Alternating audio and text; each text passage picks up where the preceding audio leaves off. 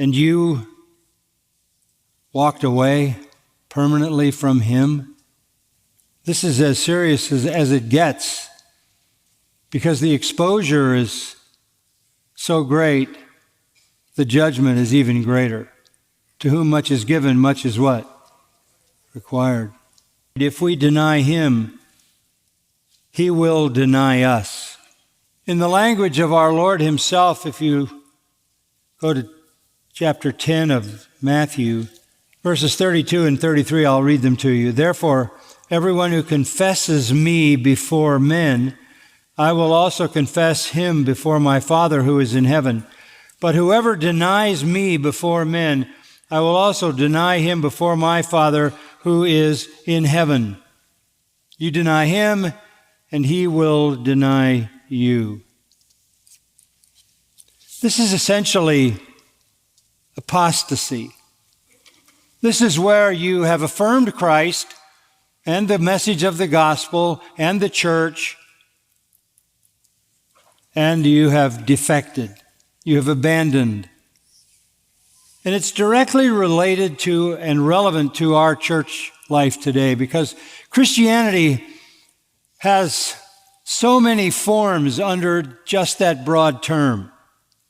There are heretical churches where the gospel is not taught, the deity of Christ is not believed. Modern liberal churches, we might call them.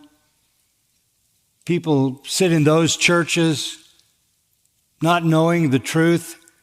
And because there's no truth there, and there's no life there, and there's no power there, they fade away over time. There are cults,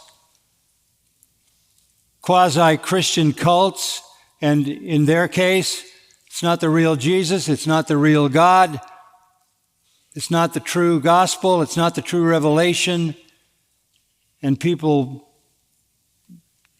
wander away from that.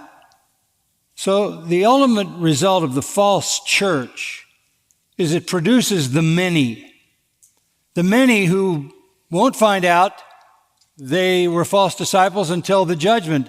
They're the many who say, Lord, Lord, and He says, I don't know you. But there are some others. There's another many, and it's there in verse 66.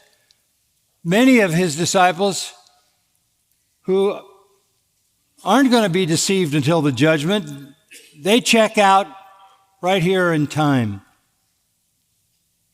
John describes them, these deconstructionists, as antichrists.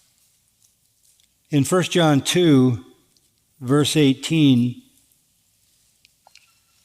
John writes, Children, it is the last hour, and just as you heard that Antichrist is coming, the final Antichrist, even now many Antichrists have appeared. Even now, John says, this is back in the first century. How do you know who's an Antichrist? Verse 22. Who is the liar but the one who denies that Jesus is the Christ? This is the Antichrist, the one who denies the Father and the Son. You deny God, Christ, the truth concerning the triune God and the gospel, you are an Antichrist. But maybe that's the next hashtag Antichrist. And by the way, apostasy like this is not new, it's just trendy. It's just popular, but it's not new. There was Jewish deconstruction in the day of Jeremiah and Isaiah. There was deconstruction of Old Testament Judaism in the day of our Lord Jesus, so that apostasy had taken over the whole nation, with the exception of a very few. There's a certain pathology for these defectors. Their character is exposed earlier in the chapter, and it's a long chapter. But everything actually started, go back to the beginning of the chapter 6. Everything began with a miracle meal. With a miracle meal. Verse 10 says there were 5,000 men, which means there were also women and kids. This is a huge crowd. Jesus did a miracle in feeding all of them from 5 barley loaves and 2 fish, and had 12 baskets left over to feed the disciples. So here is the setup for false discipleship.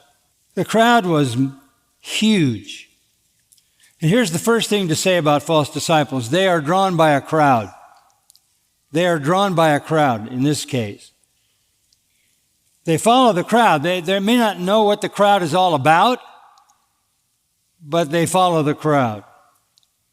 Whether it's a mega church or a rock concert or whatever it might be, there's a curiosity and a novelty and a seduction in a crowd. Most people follow a crowd, even if they have no idea what it's gathering for. In this case, they knew. The crowd was gathering around the miracle-working Jesus, and he worked a miracle the likes of which was beyond comprehension, so far beyond comprehension, it staggers the imagination to even try to conceive of what he did. So this is a perfect scenario here in John 6 for false disciples. They're drawn by a crowd. Secondly, they're fascinated by the supernatural. They're fascinated by the supernatural. Always a danger when Jesus is popular, and particularly in this time when he actually was doing miracles and they participated in those miracles.